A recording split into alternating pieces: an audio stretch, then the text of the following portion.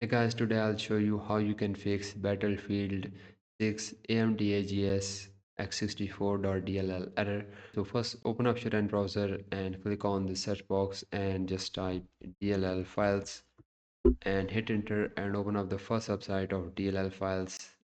And once you open it, click on this search box and just type the file name, which is amdags x64.dll, and hit enter, and you will find this first file name on the top. So just open up this file and just scroll down and just download the latest version of this file, and make sure to download the latest version of this file. And once you downloaded it, just open up the file and just right click on this .dll file and just click on copy and open up your C drive. And once you open up your C drive, just look for Windows folder and just look for syswow64 folder. And once you find this folder, just open it and right click and click on paste and paste the file here in this folder. And after you paste this file, just restart your PC and check if problem is fixed or not. Now, if your problem is not fixed after this solution, just simply copy this file again and simply go to your